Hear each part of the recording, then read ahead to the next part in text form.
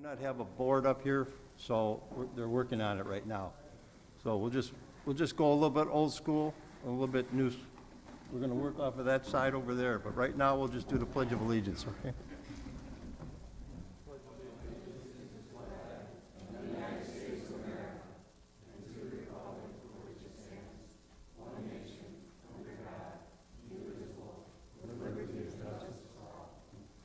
Thank you.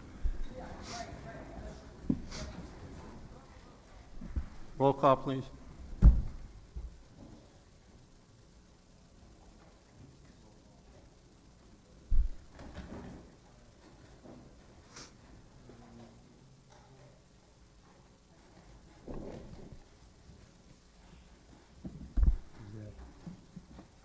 All done?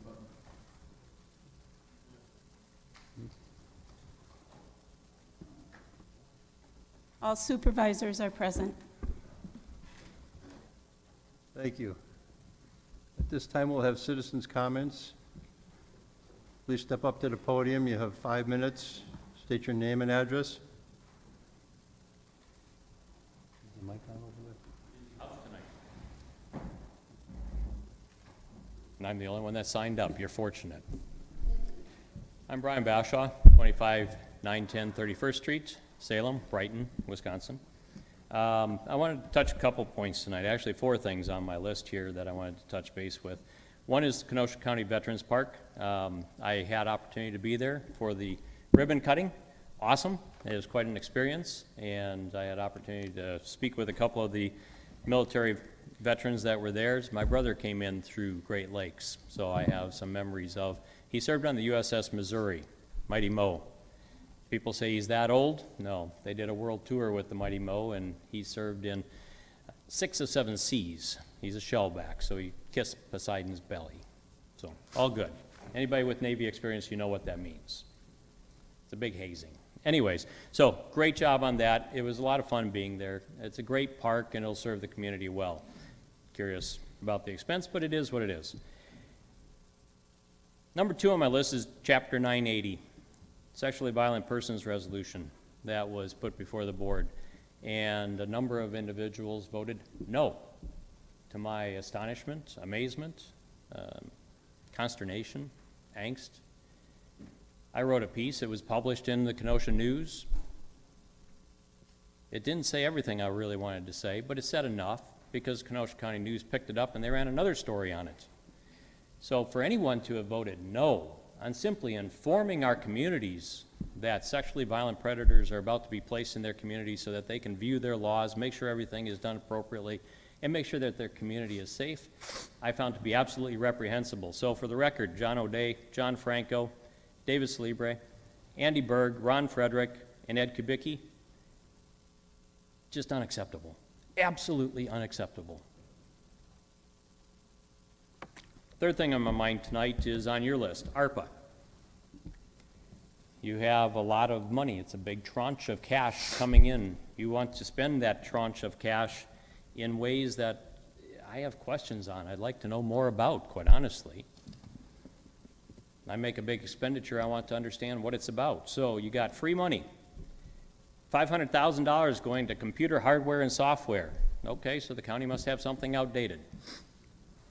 $500,000, holy crap. I have a Surface Book Pro. It's under $2,000. You can buy a lot of those if you're talking about having employees work remotely and you have to outfit them, or if you have to do other work internally.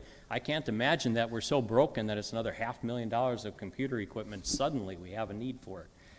Highway and land improvement, $10 million. Offsets budget, okay. It helped Mr. Cruiser, when he presented his budget, to say we're actually going to reduce it a little bit, but I don't see where. Third part is the one that really kind of drives me nuts, so I'll come back to it in a second. The fourth on it is Brookside, $250,000. Okay, fine. Non-departmental salary and benefits. What exactly are non-departmental salary and benefits? Is this somebody's personal slush fund? Giving out gifts? Remembrances, remember me. I'm giving you money, paying you off. I don't understand what that means. Non-departmental. Are we lining pockets for people simply doing their job? It's kind of odd to me. If I work overtime, I get paid overtime pay. If I do my job well, I get a raise in my job. I don't get a bonus because the work was harder this year than in some other years. Well, maybe the other years it was too easy and you got a bonus then. I don't know. That one troubles me a lot, and I would suggest that we should take some time and review and think about what that really is about. Why would we do that? And the fourth thing, it may seem minor. I did go to the Kenosha City meeting last night. The mayor was steamed and shut down public comment. And there were still a good number of people that had things to say. One young lady had a board with everything planned out. She was ready to give a presentation and share her opinion. She didn't get an opportunity to take the floor. And it really irked me. So what I want to talk about is what they touched last night. It is the ability for people to get out and get to their precincts and vote. How many locations are they going to have? They assured us that, yes, we had 22 2 years ago, but due to COVID, we went down to 10, and this year, well, we're fortunate to have 10. Oh, we got a new one tonight. Now we're back to 11 voting locations.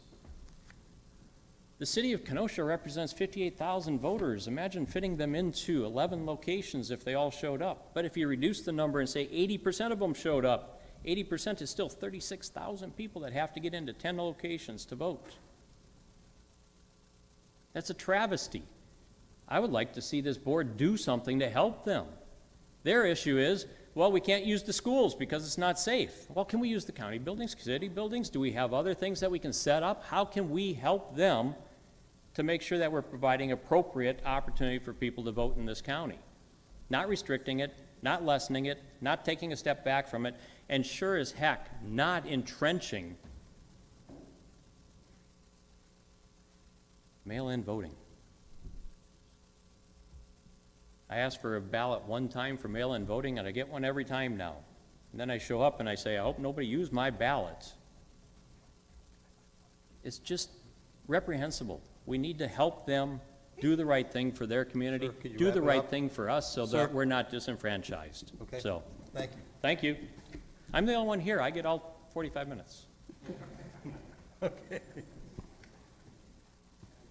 Any other citizens?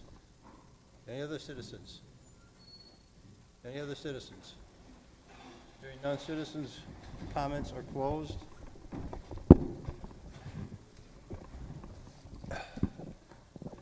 I have a couple of announcements to make. We have a trifecta over here on my right. Joshua Chow, Ben Rothov, John Cargill, all youth and governors attending the meeting tonight. Thank you for stopping over. Supervisor Beth's $200 donation will be to the Sharing Center Children's Christmas Gift Fund. So that'll be done at the end of the month. I'll give you a check. Okay, Sharon? Thank you. We'll go right into new business. Supervisor. Any supervisor reports? Public Works. Hold on. Supervisor Grady, we're there now. How's that? Thank you. As you may know, we in Public Works had our budget hearings last evening, and it was quite well attended by the public. I cannot give you a specific head count, but the public comments section went over a half an hour for sure, maybe 40, 45 minutes. Several of the larger items that people had questions and concerns about, which we'll hear about in due course during the budget hearings for our committee, were the South Branch of the Pike River restoration. Quite a bit of comment on that. I would say probably entirely favorable. I don't know if there was anyone who dissented about it. But the perspective I got from people who are close to and adjacent to this particular project is that they were looking at it as not solely just an aesthetic improvement to the area, but they're looking at it as an economic benefit where their land that is adjacent to them now becomes not a detraction where it floods, but now it's a benefit. Now it's a nicer place that will actually add value to their property. So kind of an interesting slant there. The second big item was the potential job center relocation, which would be from Sheridan Road up to Sun Plaza. And a variety of people spoke on that, and that was tenants that would actually be in the area and potentially being a part of the new scheme of things there. And again, very positive. It seemed like there was a lot of support for that. We've had a lot of talk about the Arpa funding, and one of the first things that came forward in terms of how we're spending the money in Department of Public Works is our Highway S project. It's 142 Washington Road, has quite a few different names, but that will be completed this fall, and there'll be $3 million we'll not have to bond for. It will not have to be interest carried over, it won't be no debt, it will be paid for by ARPA funds, so I think that's a positive. Finally, the last thing I'll speak about, it's on your desk this evening, and tomorrow evening at Carthage College, there is the Department of Transportation going to present their plans, their designs for a reconfigured Sheridan Road from Alfred Drive, past KR, past Highway 11, into Racine County. And the intent of it is to make, I suppose, better surface transportation in terms of resurfacing, but also accommodations for bike and pedestrian potentially. The part that I have not seen yet, but it's my understanding is they're talking about, at least in one area, maybe more, reducing the north and southbound lanes from 2 lanes of traffic in each direction down to 1. And it's been my understanding that the municipalities, the citizenry, the general feeling among many people is this is not a particularly good idea. So I would encourage you, if you have the opportunity to go tomorrow night to Carthage, flyers on your desk, to go. I did contact the gentleman who is listed on the lower right, and that's Roy Stolenwork, and he said it's more of an open house. There's no beginning, there's no end, it's just kind of mill about, take a look at the renderings and so forth. There is no public comment. So I would encourage you, if you have an opinion one way or the other, you can respond to the Wisconsin Department of Transportation by the 2 email addresses in your lower right. And then in your upper left of the little flyer that's out there, the person who is their immediate supervisor could also receive a similar correspondence from you if you have an opinion on this matter. So just saying it's out there. I'm sure you've not had enough meetings this season in terms of budgetary review, and you'd probably love to go to another meeting tomorrow night. So here is your opportunity. Thank you. Any other committee chair reports? Laura. Supervisor Gens was first.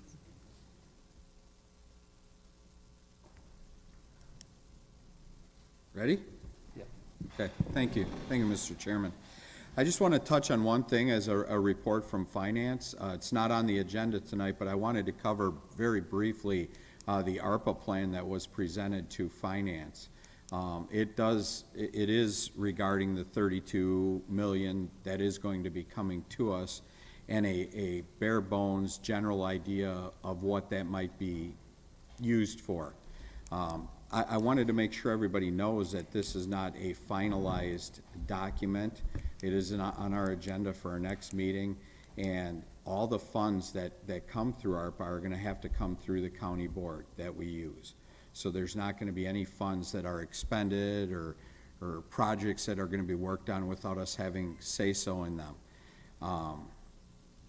But I wanted to stress that it is a work in progress because we might get grants and other things as we proceed through the years that we have that money available. And the money will be moved around to the benefit of the county and what's best for our residents. So I just wanted to touch on that to make sure what's on your agenda tonight is the 2021 budget modification and the expenditure, the immediate expenditures, and not the whole plan, just so that's clear. Thank you very much. Thank you. Supervisor Belsky? I just wanted to remind everyone that we have our Human Services Budget Committee tomorrow night at 5:30. We will have sandwiches and et cetera at 5 o'clock. Thank you. Thank you. Any other chair reports? Supervisor Palmerville?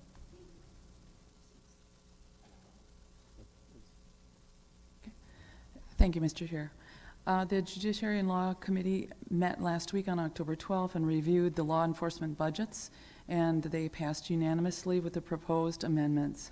The DA's budget to increase other professional services by $28,300 to provide additional funding for the TRP program, and the Circuit Court budget to increase GAL revenue and GAL fees by approximately $59,000 each, with no levy impact.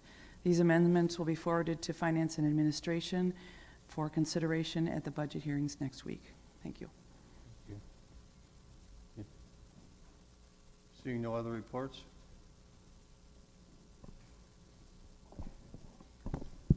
New business, ordinance, one reading, ordinance 11 from the Planning, Development, and Extension Education Committee, an ordinance regarding Wisconsin Electric Power Company owner Bobby Anderson, American Transmission Company agent, requesting a rezoning from A1 Agricultural Preservation District, A2 General Agricultural District, I1 Institutional District, C2 Upland Resource Conservancy District, and C1 Lowland Resource Conservancy District to A1 Agricultural Preservation District, A2 General Agricultural District, I1 Institutional District, C2 Upland Resource Conservancy District, and C1 Lowland Resource Conservancy District for the town of Paris. From the Planning, Development, and Extension Education Committee, Geschke, I. Rodriguez, I. Beth, I. Nudo, I. Mauer, excused.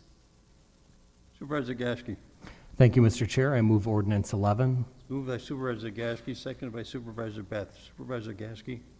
Thank you, Mr. Chair. So ordinance 11 is in relation to the upcoming solar farm that's going to be in that area. And what this ordinance before us tonight does is two things. Basically, it's consolidating some of the existing wetlands and lowlands and just updating the map to make that more accurate.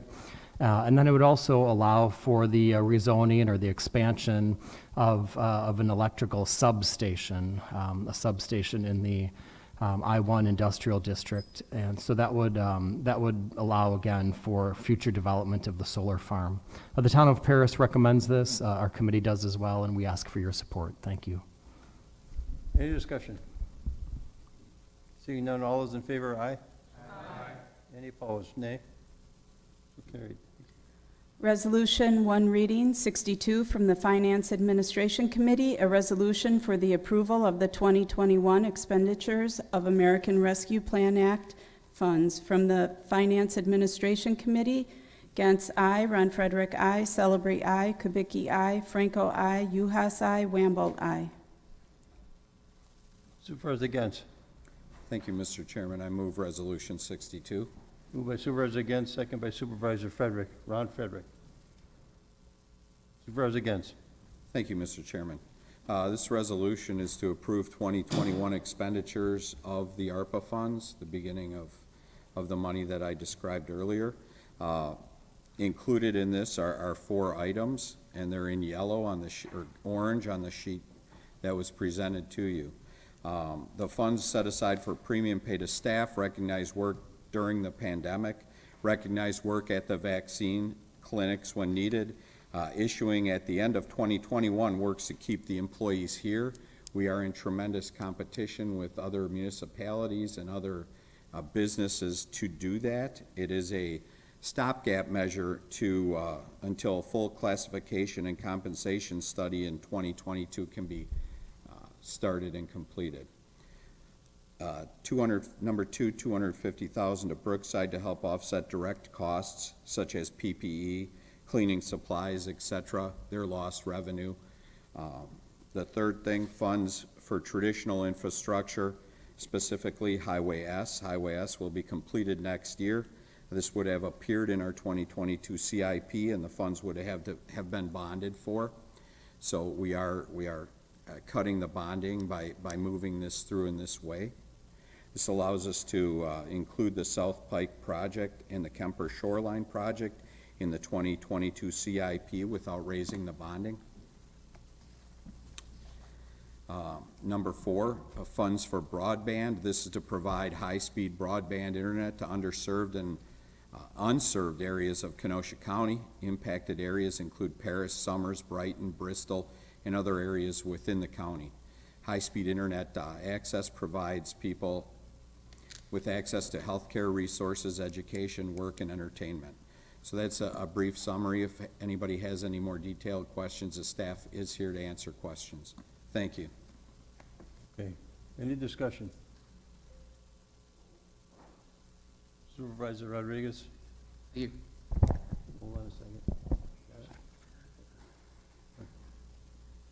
Looking through this today, this afternoon, and spending quite some time with staff on the phone this afternoon as well, I don't think that there's really a rhyme or reason to how these numbers were come up with. I was told by staff that administration kind of worked with these numbers for each department and in correlation with each department head. But looking through this, it causes me concern. We have some directors getting $6,000 bonuses, or they would be if this is passed. We have other directors getting 500, one's getting 1,000.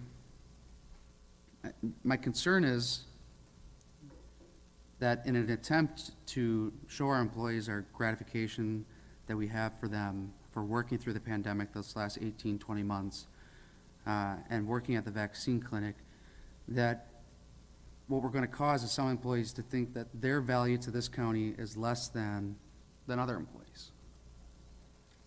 Speaking with staff today, I was told that every employee, roughly 1,100, is going to receive this.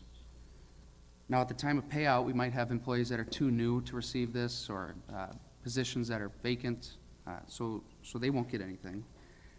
But I thought the focus here was to thank county staff that has been with us through the pandemic, to thank county staff who volunteered their time, those of them who are salaried, for volunteering their time at the vaccine clinic and making sure citizens, our constituents, some of us, myself included, got our shots at the vaccine clinic. But this goes further than that, and I think it, in some regards, it doesn't go far enough. And so I would ask that if Patty could come up, I've got some questions for her.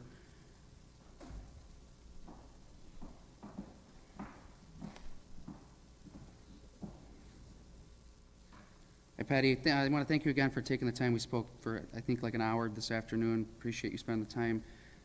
Earlier today, you told me that this started with Judiciary and Law and that committee and some supervisors wanting to reward the Sheriff's Department staff, the command staff, for all the extra hours that they put in during the riots last year. Is that correct?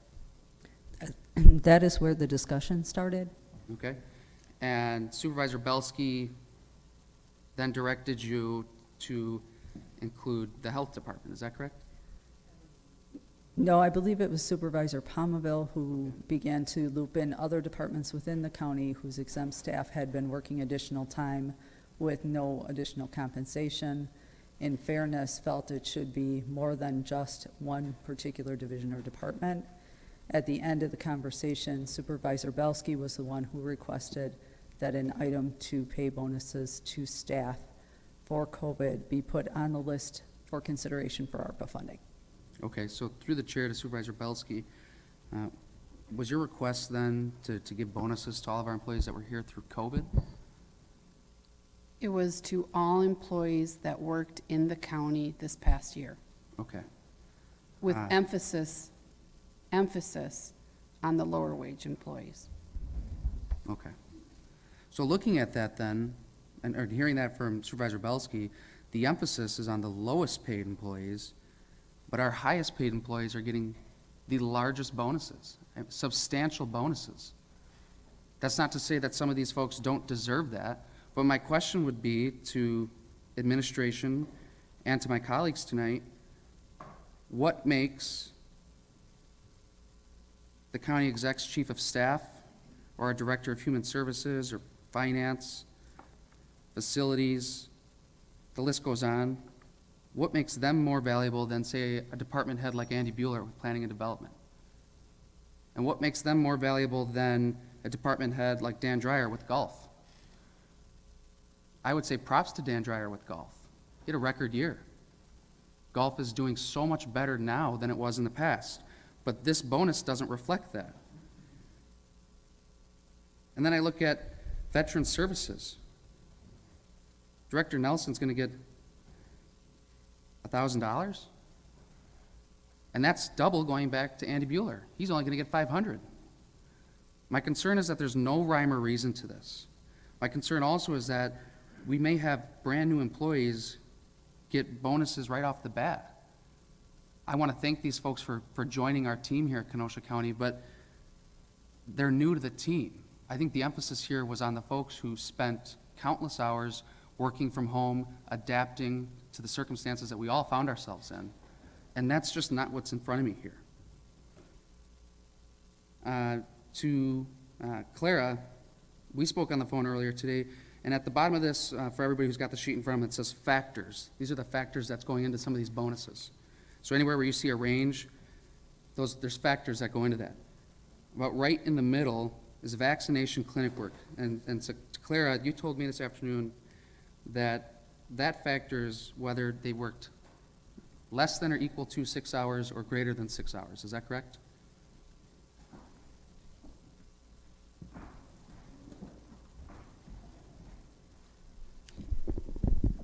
Time dedicated at the vaccination clinic was a factor. And 6 hours is going to be the benchmark that you're going to use when doing these bonuses, correct? We use that as a benchmark. Okay. So I don't think, again, I want to thank everybody who volunteered at the clinic. But somebody who worked 7 hours, I think, is not quite as deserving as somebody who volunteered 30, 40, who knows how many hours. I think this was done in haste. I think it's a good thing. But I think we need to take a step back. The money's not going anywhere. And let's reevaluate this. Because in an effort to keep our staff, I think what we're doing is we're telling some of our staff, and Clara, you told me today this was an unfortunate way of thinking about it, but I think we're going to alienate some of our staff who work just as hard in a different way than some of their colleagues in a different department. And when we have such discrepancies from $500 to $6,000 in bonus pay, who's worth what and who decides that? Because, you know, I'm a little biased, but I've worked with Andy now for almost 4 years, the entire time I've been on the county board. I know what Andy does is it's tough work. He's very knowledgeable. He takes on a lot. And I think he's definitely worth all of that $500, but he's definitely worth a lot more than $500. And Director Nelson with the veterans, I can't imagine how much work he did with COVID. He told us, all of us that were at the ribbon cutting for the Kenosha County Veterans Memorial Park, about how much work he had done with community organizations for funerals in the last year. And he's not getting close to what his colleagues are getting. So it's because of that that I'm going to make a motion to table this until the next meeting, or send it back to committee, whichever. I think sending it back to committee is the best option here, until next month.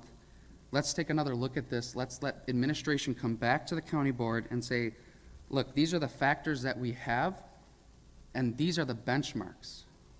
Because I'm sure most of you just learned today, as I learned, that the vaccination clinic work is at 6 hours. New hire status, I learned, was if you're newer than 2 months, you're not going to get anything. Is that correct? Am I misquoting that? Or if you're newer than 2 months, you're getting $250. Was that it?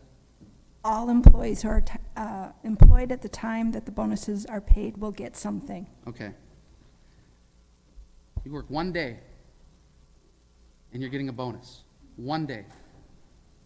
Those employees, I'm sorry, but they have not earned their bonus yet. Let's give it to the employees who dedicated their time in life the last 18, 20 months to this county.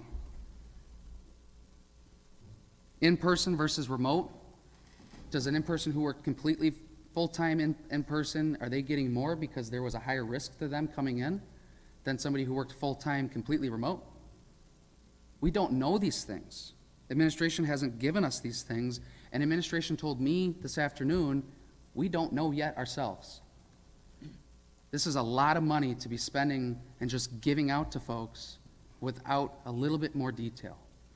I think what Judiciary and Law said, or asked, I think what Supervisor Rose's resolution asked, Supervisor Belsky, Supervisor Palmville, these are well-intended things. Our folks deserve a raise. They're getting a raise in this budget if it passes. We're competing against municipalities and private business all around us that are paying their employees far better than what we're paying our employees. And instead, we've kind of just thrown money at the problem with no idea as to where it's going. And another thing I think it's important to note, if you had an employee and you cut them a $6,000 check and they said, okay, I'm leaving, I quit, they can do that. I don't want to cut somebody a $6,000 check and then see them leave and then go on to get a job that's paying them more, because that could happen. I think that may happen. This doesn't solve anything. I look at Brookside, they have such a huge loss this year, mostly in part due to COVID. But we have a $6,000 bonus to the director. And again, that's nothing against the director of Brookside. I know she's here tonight. I think she's a great lady. Nothing personal. But we need to look at these things, and we're not doing that. Department of Health, the director, $6,000 bonus. When just last month, the director of health was answering questions to this county board as to why she misled school districts. And now we're going to reward her with a $6,000 bonus. And everybody in between, we don't know. I want to go back to golf, exempts. That's our director, and I think he's got one or two other folks that work under him. They're going to get a $1,000 bonus. Long-term seasonal, they're going to get $500. They might not even be here long-term seasonal. They could be long-term seasonal now in December 3rd when administration's planning these paychecks to go out. They might not be here, so they didn't get any thanks. Other, $250. Those are the new employees. What I do see in golf is some sort of structure, $1,000, $500, $250. What I don't see in some of these other ones is that same structure. We have one here, let me look for it. Director was getting $5,000 or $6,000. There's so many lines here, give me a minute. Then there's another one directly beneath the director. Hold on. $1,000 to $5,000, I know it's on here. Here it is, finance. Director, $6,000. Other exempt employees, $1,000 to $5,000. That's a huge window. We don't know who these employees are. We don't know what the jobs they're doing. And we don't know we know the factors that are going into play, but we don't know the mitigating factors, I guess, if you'll say that. What's the structure? Exempt versus non-exempt. Okay, so that's a factor, but in finance, it's still a $5,000 window. Production demands. These factors have not been put in black and white for us to vote on tonight. For the employees to know what kind of bonus they're getting. I think every single one of our employees is looking forward to this if this passes, but for those who might be getting a bigger bonus, or long-term seasonal employees who might be getting what they might think is a bigger bonus, they might be planning their financial future on this bonus. Are they trying to buy a home, a car, send their kid to college? Now, are they getting $1,000 or are they getting $5,000? Those are the things that we need to be asking ourselves, and those are the things that I heard from administration today we don't have answers to. Corporation Counsel, we have $4,000 going to Corporation Counsel and his first assistant. This is the same Corporation Counsel that said that the maps were perfectly defensible, and then went out and hired probably one of the most expensive law firms in the state. What I'm getting at is we don't have the answers here. Does our staff deserve a bonus? Absolutely. But do we deserve to know what the bonus is exactly before we give it to them? Absolutely. Do our constituents deserve to know what bonuses they're paying for? Absolutely. And I don't want to hear, well, this isn't our constituents' money, this is from the feds. That's all tax that we pay. That's all money that we could spend on something else. Maybe our constituents want something more. Maybe we tell our constituents, look, we're going to lose our staff. The constituents don't care. Nonetheless, we need to be able to give these answers to them, and we don't have that. So for that reason, my motion is to send this back to committee. Second. Moving and seconded to send it back. Anybody want to discuss on that? Supervisor against? Hold on a second. I good? Yeah, she's trying to do several things at one time. That's fine. Hey, patience is my middle name. I can appreciate some of the things Supervisor Rodriguez is saying, but to send this back to committee, I don't know, to ask for the level of detail that you're asking for, I don't think can be done. I mean, I don't know the exact formula. I don't know what the exact formula is. I mean, short of saying everybody in the county gets $1,500 or $2,000, I don't know how you can, dive in and ask every supervisor to give you a report on who was at what hours and who was working from home. I mean, that is a tremendous amount of time to dig down and get that kind of detail. So while some of the things you said I do agree with, I don't know what we're going to be able to do at a committee. I don't think the committee is going to sit there and try to figure out a formula unless there's a quick, easy way to do it.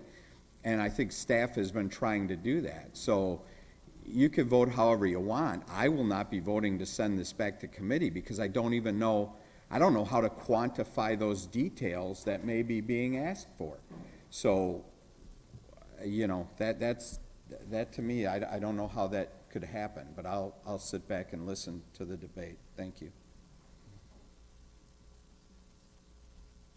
Anybody else? Yashki? Supervisor Gash, you didn't have your, okay. Anybody else? Decker. Supervisor Supervisor Decker. Belsky? No, Supervisor Decker. Oh, okay. Thank you. I have it. Yes, you're good. Okay.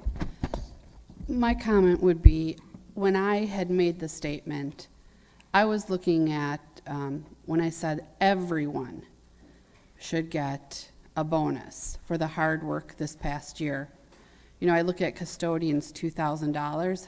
They're cleaning up after everyone. I can't imagine what it must have been like to work at Brookside. I can't imagine what it's like to work in all of our public buildings. But my idea, and I'm going to support sending it back because I think that if we set a specific dollar, I don't care if it's 1,000, I don't care if it's 2,000 across the board. It's as simple as that. So that's why I'll be voting on this motion. Supervisor Mauer? Supervisor Decker, did you have your hand up? Okay, Supervisor Mauer?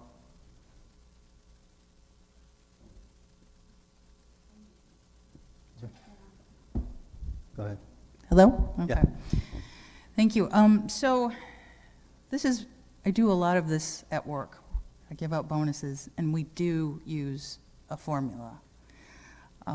So that, and we do get input from each of our department heads as to the people that report to them.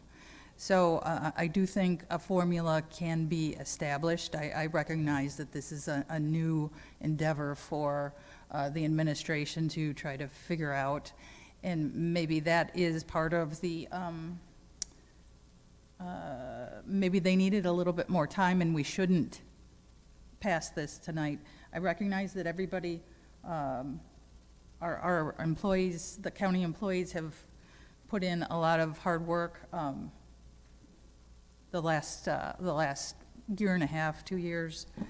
So I agree that they need, there needs to be a rhyme and reason and a formula as to who gets what, whether it's a flat amount.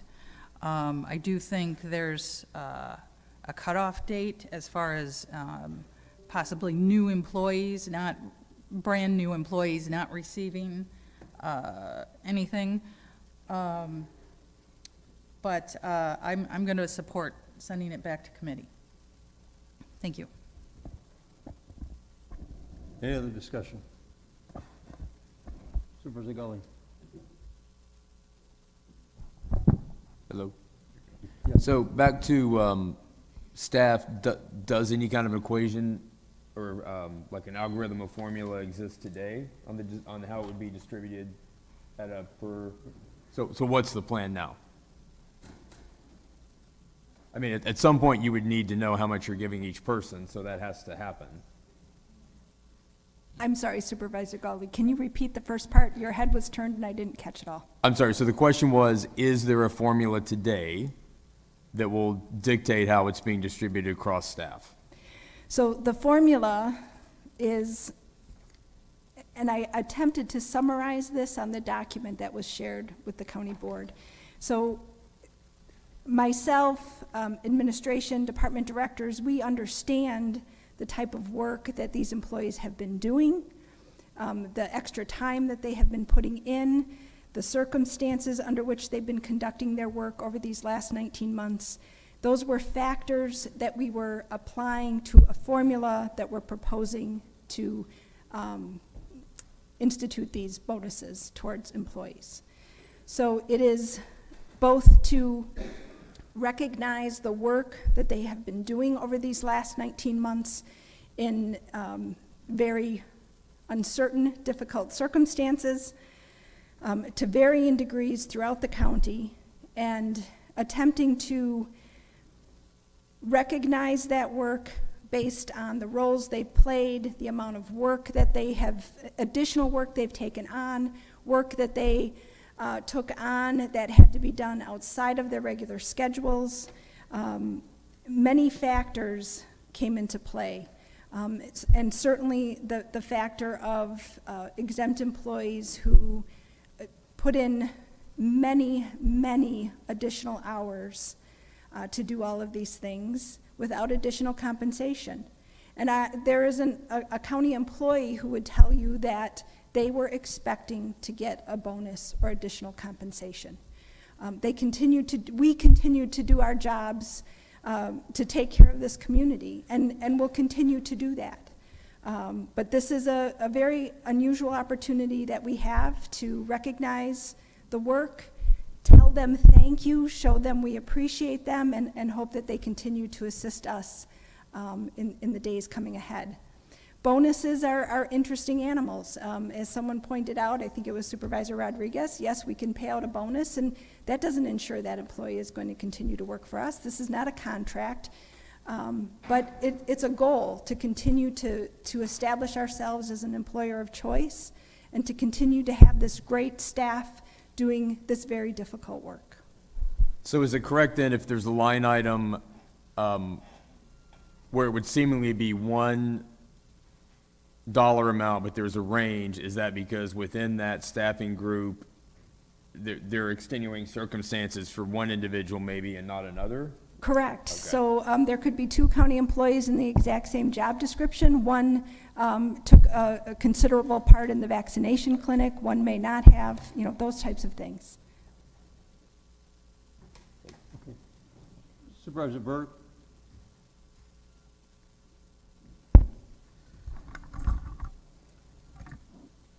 This has been quite interesting. As a state employee, as a frontline state employee, all frontline employees, they all got a bonus. They all got the same amount. Those that weren't frontline, they didn't get a bonus. I'm for everybody in the county getting a bonus, but I think it should be more across the board, or a dollar amount for everyone. How many employees do we have right now? 1150?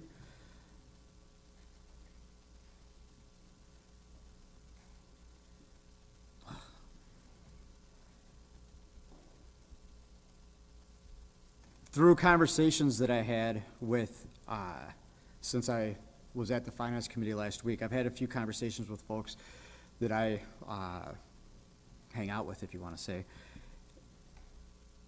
They're even more inept that those that were frontline should maybe even get more than those that weren't frontline. If we're going to have a separation in amounts, if you were frontline, maybe you should be making more money.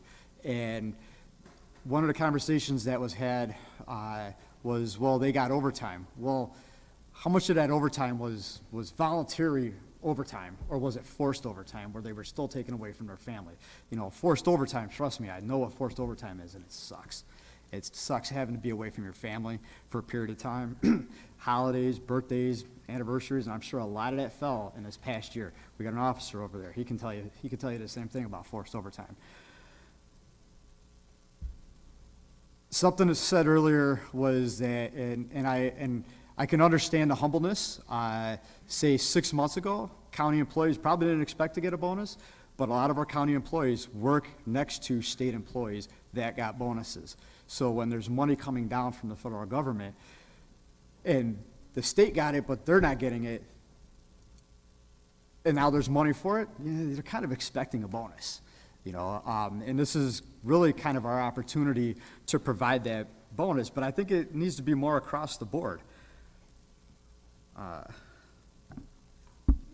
If we have 11,000 employees, I just did the math now, that's, sorry, 1,100. That's still $2,000 across the board for everybody. $2,000 is a lot of money, that's at least around $1, 95 cents an hour for the entire year. So I'm gonna support sending this back so that we can, try to find I don't know if fair is the word, but equitable resolution. Thank you. Supervisor Rodriguez. Again, I just want to highlight, I'm not again, I don't think anybody in this room is against giving bonuses to our employees. But it needs to be fair, and I don't want to completely echo what Supervisor Berg said, because he said it well. But just looking at this, I don't think this is equitable to all of our employees. Through the chair to our county clerk, your staff would get $500. That's it. Do you think that they may, if we had unlimited pocketbooks, do you think they deserve more than $500? Well, I think some of you know what it was like in 2020 for my office. Very unusual circumstances. Maybe not things that people saw, but also very important to the entire county, since we helped the municipalities run all of the elections. So, yeah, I saw the list, and I was a little disappointed seeing that for those last few listed, the elected offices. I don't believe that includes us elected officials, just the employees, but even still, I saw, because I'm so close to seeing how they work, and how they had to make a lot of changes, and it was different, but they worked very hard, and it was a big adjustment to keep the services available to the public. And I appreciate that, and I'll just say this, I was just in your office 2 weeks ago, 3 weeks ago, something like that. Last week. It's still a little different, you guys are still doing things differently, but I was thoroughly impressed by the way your staff conducts themselves. Thank you. Incredibly professional, very kind. I was doing something I'd never done before. They filled me in on everything I could know. And so it's because of just, that instance and everything else, we need to take a little bit more time on this. And this is why I encourage all of you tonight. We're not saying no. What we're saying is send this back to the committee. Let's take another look at this. Let's maybe we highlight what Supervisor Berg said. Those who were actually on the front lines. Maybe a flat one across the board. Because oftentimes, those who are on the front lines, whether we're talking putting shots in arms or plowing the streets, what have you, in a physical sense, they're working really hard, a lot harder than the suits, if you will. I don't want them to think that we're overlooking them. That's all. Thank you. Supervisor Grady. Just a comment and then a question. The comment is, when we take a look at the way this is proposed, this really is kind of the first proposition we've had going forward to give our employees a bonus. So to expect an end product the first time around, maybe yes, maybe no. So I can see that within this room, there are some thoughts going forward of how this might be done, shall we say, more equitably, frontline people having perhaps a bit of preference. So I think if this does go back to committee, we as a legislative body have to come to some type of at least general consensus as to how it should be modified from what we see here. And if you're talking equity as being one, frontline responder, those should all be included in a reformulation. So think about those things, and as we carry forward, let's make that part of our request, our directive. I think the heavy lifting will probably be done by administration. I think the committee will have oversight, but again, this will go back to an administrative jurisdiction, should we decide it so. I do have a question for Clara Lynn, though, if you're available, come to the podium. Has there been any thought about giving the bonuses out as a gradual thing as opposed to a one-time payment? And you can comment now if you have a particular view on that, or you can take it under advisement. Either way, thank you. Are you talking about one lump sum or over multiple pay periods? I have no comment on that. I mean, it can be done either way. Those are my comments. Thank you. Thank you. Belsky, Supervisor Belsky. Okay. Supervisor against, and then you're coming up next. Did you have a? Thank you, Mr. Chairman.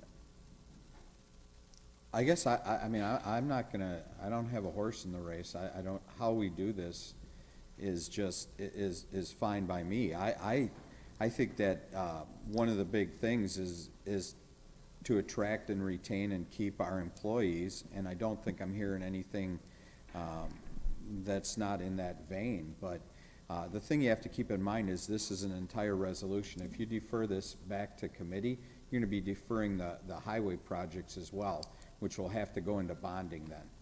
So, because we're going to be dealing with the budget prior to our next finance meeting.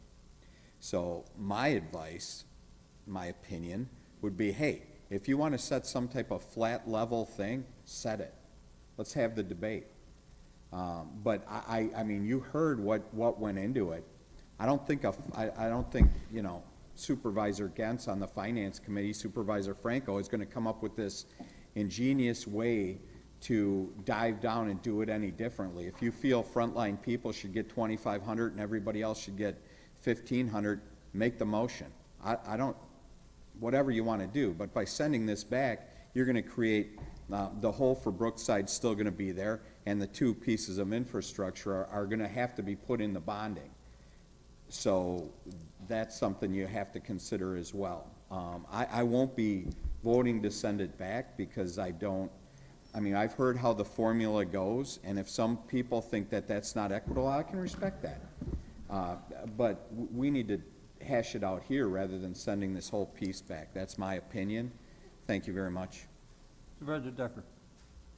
Thank you. I'm reading the factors down here.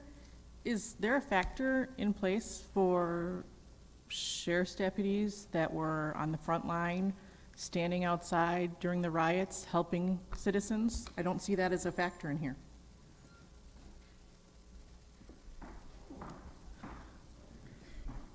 I can speak to that, Supervisor Decker. Although that's where the conversation started, it was clear that ARPA funds could not be used for civil unrest. ARPA funds were designated for COVID-related expenses. For COVID, premium pay is a premium for staff who have put in extra time due to the pandemic itself. So although Sheriff's Department's staff did indeed stand at the front lines during civil unrest, the compensation is based more on the additional time that was put in due to the pandemic. They will benefit from it, but not in any more of a level than anyone else.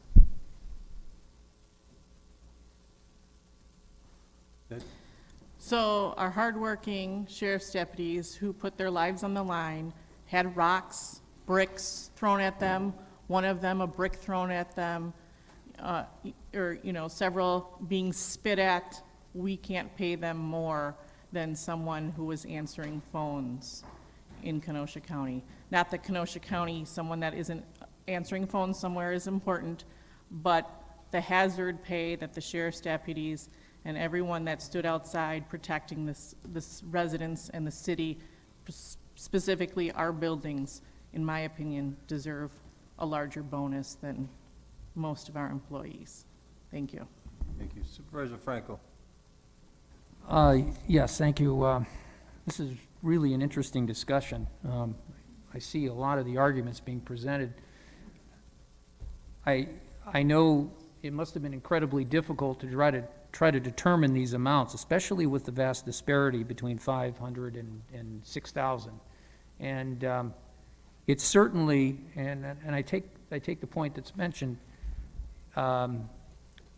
it does give the impression that some employees' value is higher than others. Obviously, it's reflected in the differing amounts. And part of me is wondering how difficult it must have been to try to ascertain what the number should be. Frankly, I'm not sure there is a formula that can be determined, that can determine the value, extra value. So I also see, we could avoid the problem strictly mathematically and take the 1,100 employees and divide it into the 2.2 million and come up with 2,000 or whatever it is suggested. Yet on the other hand, other people are mentioning that might not be fair either. I'm kind of at a crossroads on this one. I'm not sure where to go on this one. And I also understand what Supervisor Against just said, that we don't want to send it back because it would force us to increase our bonding. So unless there's some way of solving this problem, and I'm not sure there is a clean solution for this, frankly. If we come up with an average amount, that'll satisfy some people and not satisfy others. If we have this tiered differential amount, that's not going to satisfy some people who are getting much less than others, and then the result is we give the impression that some people's extra work is more valuable than others, which is problematic. So I'm stuck, frankly. I don't know where to go with this. Unless there's a solution on the floor, I really don't know what else to say. Supervisor Frederick, Brown Frederick. Thank you, Mr. Chairman. Is there some way we could separate this resolution and the pay part could go back and the other part, the infrastructure and stuff, could go forward? That would be the solution, because there's, obviously, and I have some questions too on some of the list there, but is there some way we could do that so we could go ahead and pass the resolution without that part and send that part back? Are we allowed to do something like that? Hmm?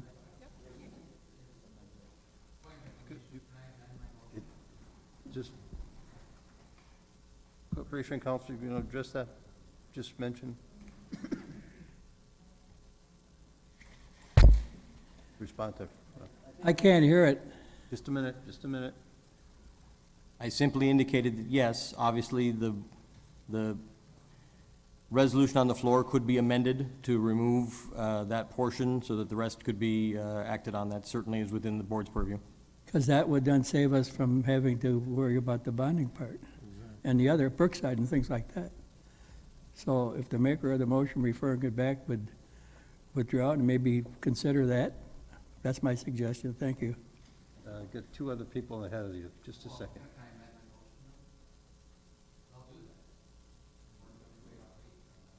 Is it okay? So could, Supervisor Monroe, is that okay or not? Huh? Supervisor Berg. Okay? You want to wait? He wants to amend motion, because my suggestion was going to be turned around. Okay. Then go back to. He's going to do it in his motion. Go back to Rodriguez. I good? Okay. Here. I'll amend my motion to remove the premium pay of $2.2 million and send that back to the committee. And move the rest forward. Proceed with the rest. So you amended the amendment? Yes. Okay, you got a second for that now? Okay. Anybody want to talk about the amended amendment? Okay?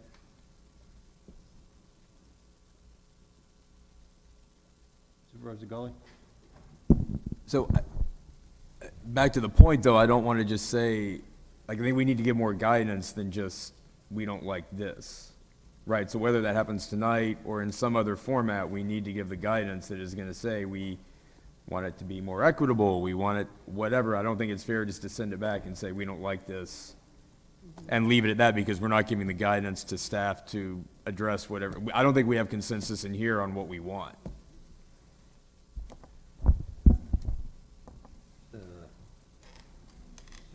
I'll go to Supervisor Nordigan first and then back. Thank you, Mr. Chair. To address in private industry, where I come from, as well as a few of the others, it's unfortunate, you can't please everyone, and no matter how hard you try, you're still going to have people who aren't going to be pleased.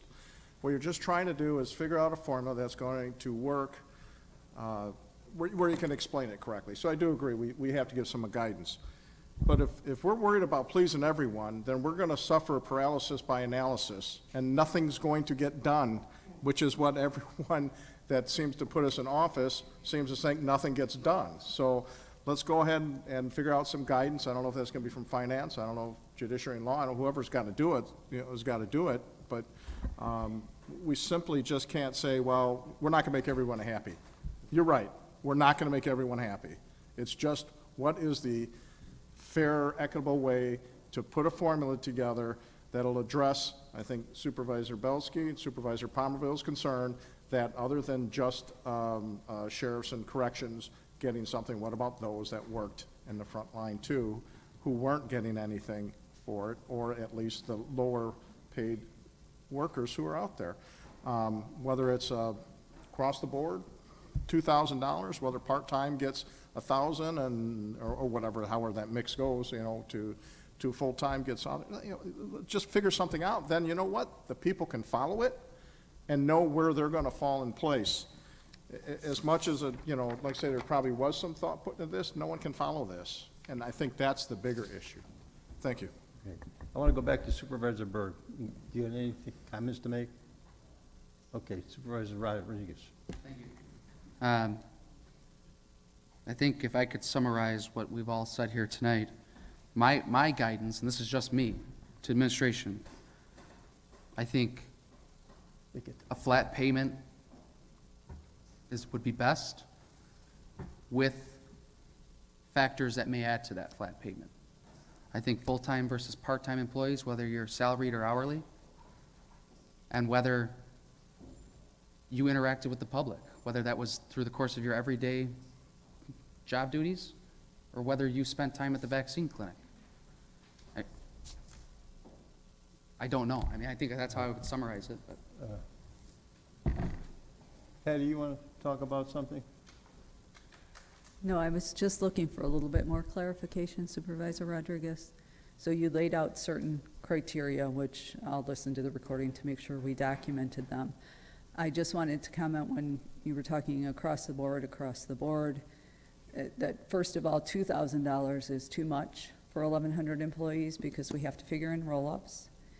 And so we'd be looking probably more at 1,500. And then I think about the long-term seasonal in golf is going to get 1,500, as well as the sheriff's deputy that was on the front line. So again, it's not that we disagree with the logic that you're presenting, just if. I see what you're saying, but Supervisor Decker just said it to herself, and I heard it. It's 1,500, still more than 1,000. That's what the deputies are poised to get now.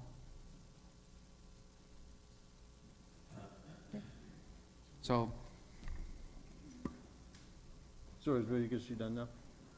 I think, yeah. Okay, Supervisor Grady. Thank you, Mr. Chairman. This is just a short little laundry list. It can certainly be modified, but this would be my wish list in order to give administration direction to reformulate this plan. Number one, equitable. The differential, just say in health department, because it's at the top of the list, between exempt being 6,000 and temps being 500, it's too big a spread. Equitable means that should be narrowed. Number two, frontline responders should be factored in at a higher rate than whose are not. Full-time versus part-time, that should be a factor as well. And then length of service for the county that they've been employed with Kenosha County should be the fourth factor. Those are my top four, and anyone else can contribute if they would like. Supervisor Rodriguez, can you repeat exactly what you amended your motion so that we can get it recorded correctly? Now you got me on the spot. Oh, I have removed premium pay of 2.2 million to send that back to the committee and to proceed forward with the rest of the resolution. Correct. Is that Yep. clear? Okay. Any other discussion?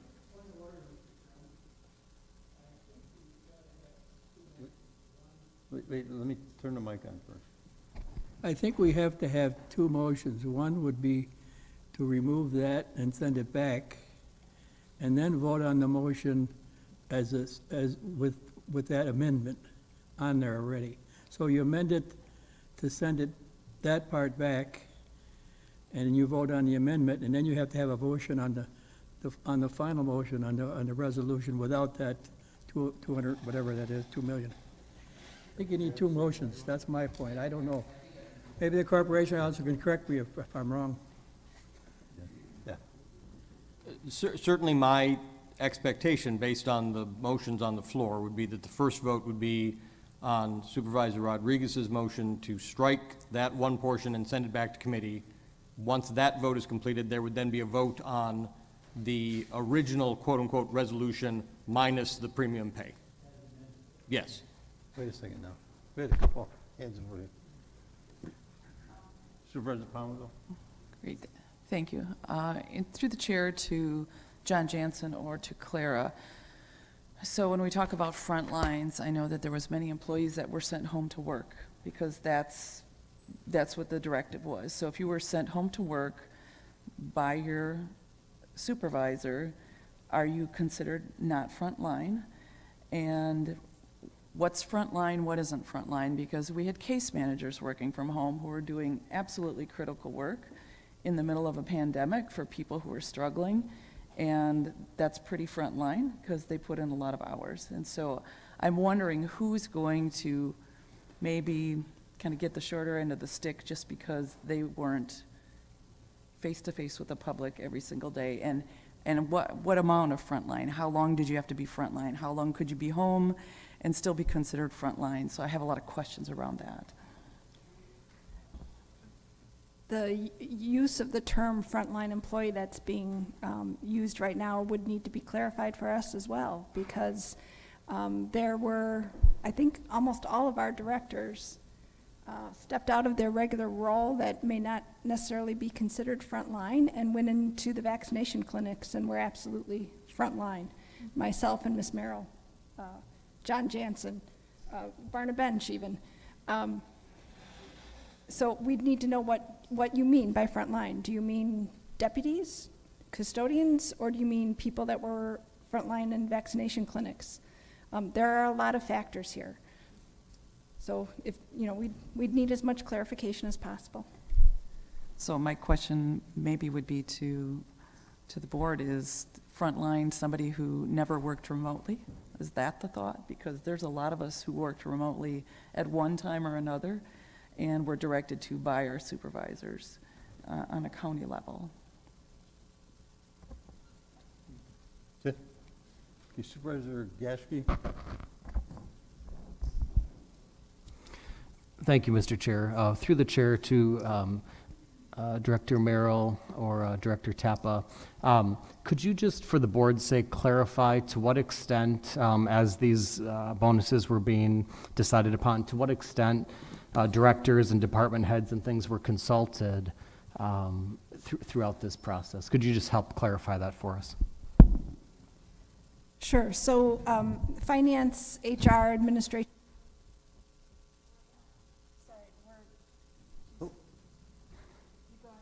Okay. Worked on establishing these guidelines, and then we consulted with the department heads.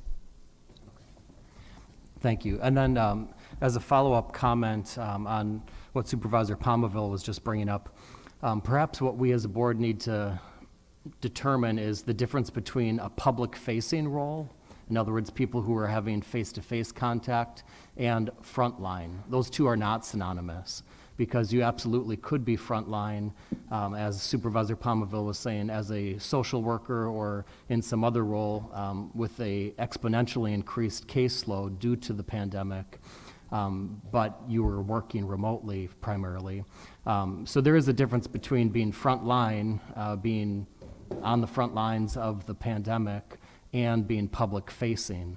The other thing is, for instance, somebody who is one of our highly dedicated, hardworking highway workers, for instance. They could be out plowing snow out in the public, but are they necessarily any more exposed to COVID at that point? So those are the type of things that we need to kind of think through, the difference between public-facing and frontline. That's it? Supervisor Berg?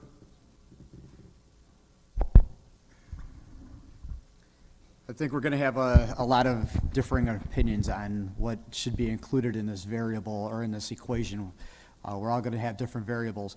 That's why I think across the board, it needs to be a dollar amount for everybody, because when you take in the variable that Supervisor Gens brought in earlier about we're also competing with the private sector, and we're also competing with other counties like Racine, who drastically increased their corrections and their joint services. So that's why I think across the board is the equitable answer. That's an easy number to come up with when you just divide it up by the amount of employees that we have. So that would be my guidance versus the other variables that are out there. That's all I have, Mr. Supervisor Belsky? I agree with Supervisor Berg and Supervisor Grady, with the exception of Supervisor Grady's front line. I think we forget about the facility staff, the custodial staff, and so I think that it should be across the board one amount that provides, and it provides the increase that is deserving of everyone. I don't think we can just say that frontline is more important than the people that are cleaning up. So I would say, let's look at it just across the board and make it easy so that we can make this happen and make our employees happy and hopefully keep them employed with the county. Thank you. Thank you. Supervisor Gens? Thank you, Mr. Chair. Really, I think this is a very good debate and discussion. I have no problem engaging this for any amount of time. The problem is, I made little check marks with what people think ought to go into this when they send it back to the Finance Committee. Yep. And I've got 10 check marks. So 10 different people have given advice to the Finance Committee on how this should come back. And quite frankly, this could go on for 5 years. I mean, it's not, we've got 23 different people in here with 23 different ideas, and I know that there's some consensus on maybe a flat line number, but I mean, to send it back to finance with 10 different ideas of how to do this, pretty rough.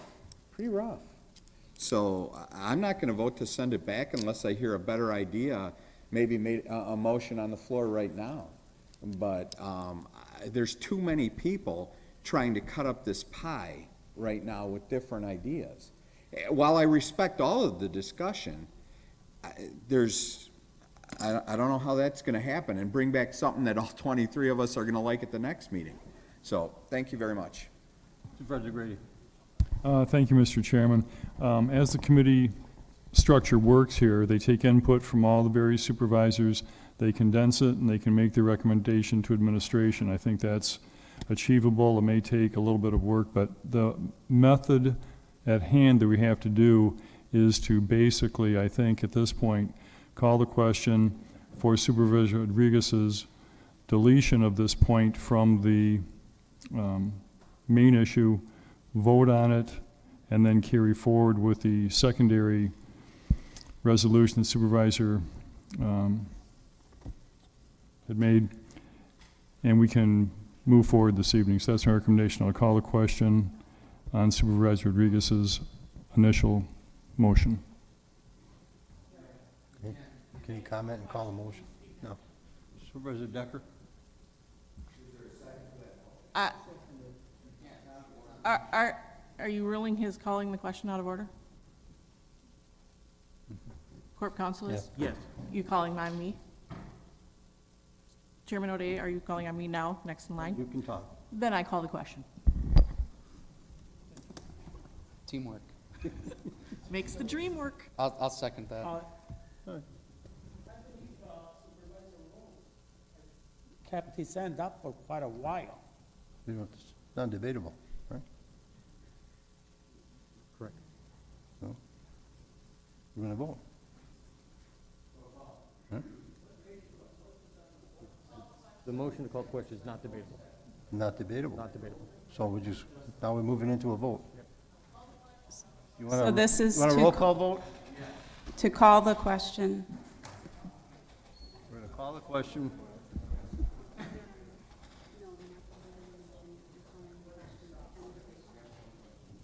This is the vote to call a question. Just take one moment Hold for on. us to prepare Hold on. that.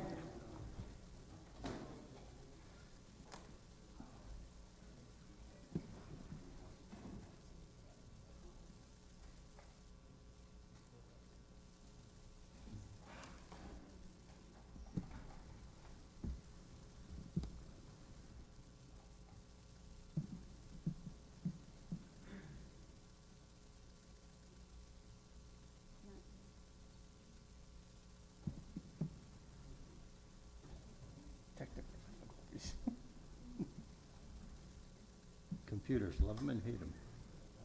Okay.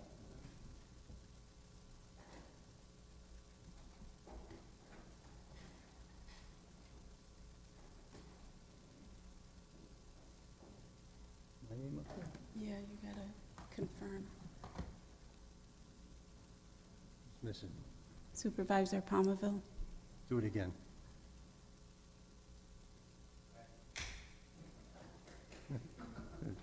Yes. There we go.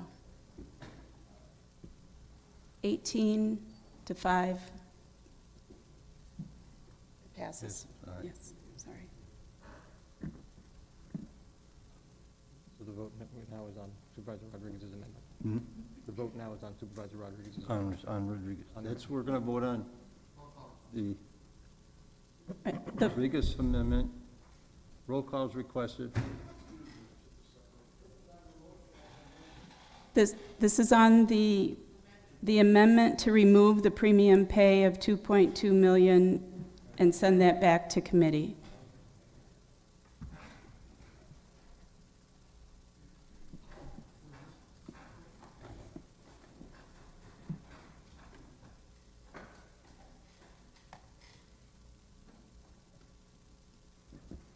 Motion passes 19-4. I knew it passed. Okay. All right, now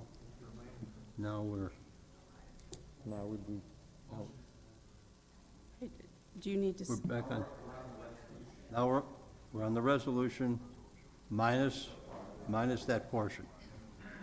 Okay, Supervisor Decker. Supervisor Decker. Go. Yep. On the motion before us, I have questions regarding the reserve for broadband, so I'm not sure who to speak to on that.